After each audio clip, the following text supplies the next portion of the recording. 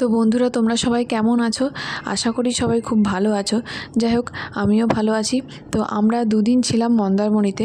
আজকে এখান থেকে বেরিয়ে যাব আর কি। তো তোমরা যারা আমার আগের মন্দারমণির ব্লগগুলো দেখেছো তারা তো জানোই। আর এই ব্লগটা দিতে আজ একটু লেট হয়ে গেল আর কি, কারণ এডিট করার সময় পাচ্ছিলাম না, তো এডিট করতে দেরি হয়ে গেল ওই জন্য। তো আমরা আজকে মন্দারমণি থেকে বেরিয়ে যাব। তো আমাদের গাড়িও রেডি আছে, আমার ছেলে দেখো বেরিয়ে গেছে আর কি।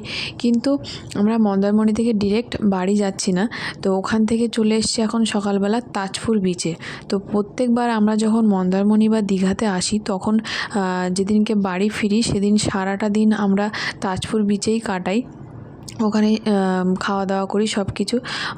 তারপরে আমরা সন্ধেবেলা এখান থেকে বেরিয়ে রাতে বাড়ি ঢুকি। তো আজকেও তাই করব আর কি। তো তাজপুর বিচে আমরা চলে এসেছি। এখান থেকে যাব, এখানে কি বলে ওই যে বিচের মধ্যে মাচা নাকি করা থাকে না, তোমরা তো যারা এসো তারা সবাই জানো নিশ্চয়ই। তো এখানে আমরা চলে এসেছি আর কি। এখানেই সারাটা দিন খাবো দাবো আর কি, বিচে ঘুরবো করে তারপরে বাড়ি ফিরবো। তো বাচ্চারা দেখো এখানে খেলছে। আর প্রত্যেকটা মাচাতে দোলনা থাকে, তো আমি সেই দোলনায় বসে একটু দুলে নিচ্ছি। হ্যালো গাইস, তোমাদের সবাইকে আমার চ্যানেলে আরও একবার স্বাগত জানাই। তো আমরা এখন আছি তাজপুর বিচে। তো বিচে দাঁড়িয়েই তোমাদের সবাইকে আমার চ্যানেলে ওয়েলকাম জানালাম। তো যাই হোক, তো দেখতে থাকো পুরো ব্লগটা।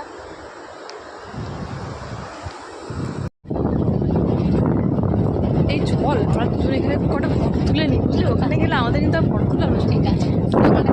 আমরা ফটো তুলে চলে এসেছি লাঞ্চ করতে। তো লাঞ্চে আছে আজকে হচ্ছে দেশি মুরগির ঝোল, ঝুড়ো আলু ভাজা আর ডাল। তো এখানে আসলে যা রান্না করতে বলা হয় ওরা করে দেয় আর কি। তো আমরা আজকে এটাই বলেছিলাম, তো আজকে লাঞ্চে এটাই খাবো। তো সাধারণত ফটো খুব একটা তোলা হয় না ছেলের জন্য, তো আজকে আমরা একটু দুজন আলাদা বেরিয়েছিলাম তাই তুললাম। তারপরে আমি আবার ছেলেকে নিয়ে একটু বিচে গেছিলাম, একটু দুজন পা ভিজিয়ে এলাম। আমি তো পা ভেজালাম, ও তারপরে যে কি করলো সেটা তোমাদের দেখাতে পারলাম না। তো যাই হোক, সন্ধে হয়ে এসে আমরা এবার বেরিয়ে পড়েছি ব্যাগপত্র নিয়ে, বাড়ি ফিরতে হবে।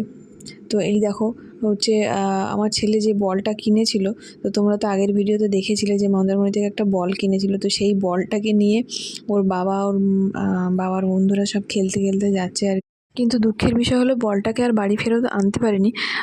কেননা বলটাকে আসার সময় আমরা গাড়িতে তুলতে ভুলে গেছি, সবাই এত ব্যস্ত ছিল আর কি। তো কী আর করা যাবে, তো বাড়িতে অনেক বল আছে আর কি। তো তারপরে আমরা এবার চলে এসেছি কোলাঘাটে আমরা একটু দাঁড়িয়েছি আর কি। আমার ছেলে সারা রাস্তা ঘুমোতে এসছে আমার কোলের মধ্যে। তো আমার তো পুরো গা হাত পা ব্যথা হয়ে গেছে, তো এই জন্য একটু বেরিয়েছি আর কি গাড়ি থেকে। আর একটু খাবারও নিতে হবে। তো আমাদের বরেরা গেছে হচ্ছে খাবার আনতে, আর আমরা এখানে বসে আছি। তো আমরা হচ্ছে শেরি পাঞ্জাবের এখানে বসে আছি। এখানে তোমরা সকলেই দেখতে পেয়েছো সকাল থেকে আমরা তাজপুর ছিলাম, আর তাজপুর থেকে ডিরেক্ট বাড়ি চলে এসেছি। তো বাড়িতে এসে আমি ফ্রেশও হয়ে গেছি, দেখতে পাচ্ছ। তো দুদিনে দেখো মুখ চোখ কি অবস্থা, কালো হয়ে গেছি।